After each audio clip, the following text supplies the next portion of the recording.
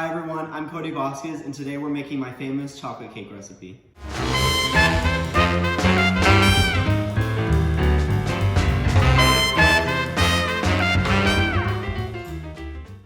I love this recipe so much just because it's super versatile. You can use it as a regular cake or you can make it as cupcakes like we're doing today.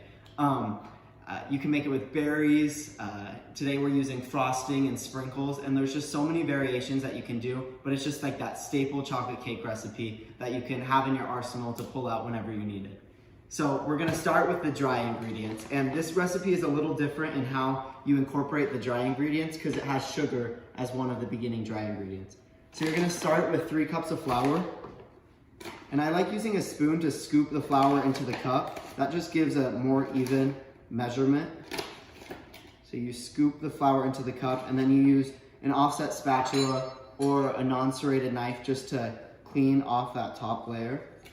And so you're gonna do 3 of those. And I always sift my dry ingredients, especially cocoa powder, because it tends to clump up when it's sitting in the container. So you wanna get out all of those clumps. And sifting also just makes sure that you have a light, airy batter and you don't have any of the clumps that could happen if you have a little bit of old flour or just flour that has been compressed. Okay, so my last cup. And then you're gonna add 2 cups of sugar. And it's kind of a lot of sugar, but you want it to be super sweet. I just dropped my spoon. You want it to be super sweet, and that kind of counteracts the bitter, dark chocolate flavor that we're gonna add a little bit later. Okay, and then for the chocolate, you're gonna add 6 heaping tablespoons of the cacao powder. And so this is kind of where it kind of becomes your own. So I like big heaping tablespoons just because I love the chocolatey flavor. But if you don't like that as much, you don't want as much of a rich chocolate flavor, you can add a little bit of less cacao. So 4, 5, and then 6. Okay. And then I also have right here a teaspoon of salt, and that really brings out all the other flavors and really enhances that chocolatey flavor. And then you're gonna add 2 teaspoons of baking soda, and that's gonna help make sure that it rises. So you're gonna sift this all together. So once you have it sifted, you're just gonna want to take a fork and just kind of mix it all together. That makes sure that the baking soda is all well combined so that you get an even rise on your cakes. So then once you have all the dry ingredients mixed like that, you're gonna take a spoon and you're gonna create 3 holes. So one that's pretty big, and that's where you're gonna put your coconut oil. And then a little bit of a smaller one is gonna be where your apple cider vinegar goes. And then finally you have a kind of small one for your vanilla. And so you have 3/4 cup of melted coconut oil, and that's gonna go in your big hole. And that makes sure that you have a nice moist cake.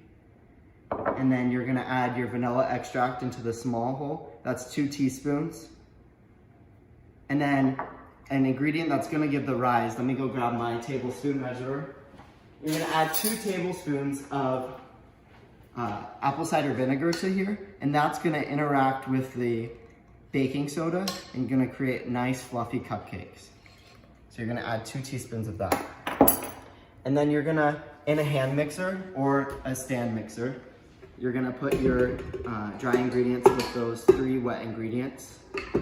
And before you mix it, you're gonna add 1.5 cups of water and 1/2 cup of coffee. And the coffee, again, is gonna enhance that dark, rich flavor and gonna add some decadence because it has those roasted notes. And so you're gonna mix this all together until it's just combined because you don't want any flour clumps. I'll show you what it looks like once I finish mixing it, but it should only take like 20 to 30 seconds. So you're looking for a nice, beautiful batter, and you want to make sure that there's no flour left, but just a quick whirl, because if you mix it too much, that's gonna create the glutens, a little bit too much and it's gonna become gummy, and you don't want gummy cupcakes. So then you're just gonna scrape down the sides, make sure you got all that chocolate and flour, dry ingredients combined, and then you're gonna scoop it by a 1/4 cup scooping. And so I really like these just because they click all of the batter out into it. And so you're gonna add it to each cupcake tin. And this makes about 24. And then once you're done filling all of these, you put it in the oven for 18 to 21 minutes or until they mound up, and you put a toothpick in and it comes out clean. So I just pulled out the cupcakes from the oven, 350 for 18 to 21 minutes. Mine took about 21 minutes. I pulled them out, put them on a drying rack, and they're that nice dark chocolate brown color. And that's really gonna translate into the flavor that they have, a nice rich chocolate flavor. And so we're gonna make a chocolate buttercream to go on the top, but I wanted to tone down that chocolatey notes just so it kind of is a good counterbalance to the extremely dark chocolate cupcakes. So we're gonna do a lighter chocolate buttercream. So you're gonna start by putting 2 sticks of plant-based butter into your mixer. And you can do this by hand too. It's just gonna take a lot of elbow grease. So you're gonna wanna make sure that these are softened. So you can either leave them out for about like 15 to 20 minutes, or you can put them in the microwave for like 10 seconds. Okay, so then once you have the 2 sticks of butter in there, you're gonna add 3 cups of powdered sugar.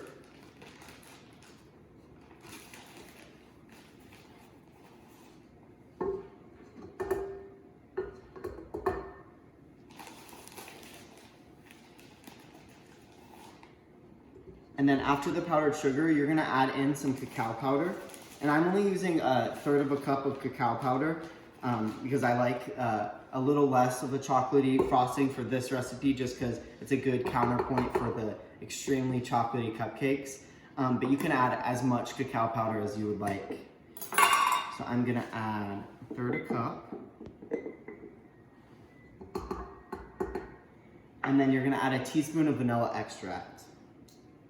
And I love adding vanilla to any sort of recipe that I make, just because it adds some nice flavor.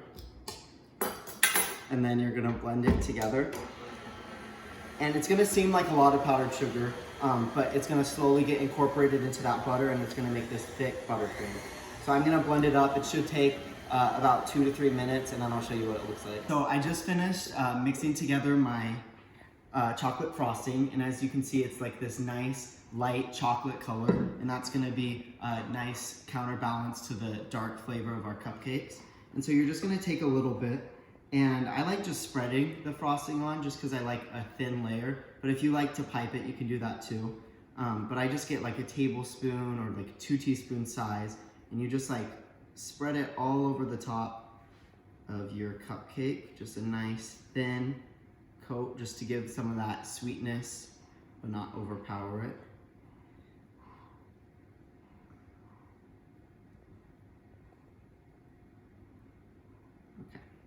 So then once you have it all spread out, I'm gonna use sprinkles, but you can put raspberries, slivered almonds, anything on the top of this. But this is for our birthday, so I'm just adding a little bit of birthday colors, I guess. So that's it. So you can frost the rest of these. They're super delicious. You can make it into a cake, that nice dark chocolatey flavor, but I'm gonna give it a try.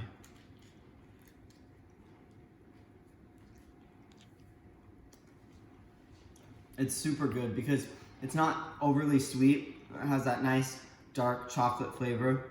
And as you can see, it's super fluffy, super full of that chocolate richness that you look for in a cupcake.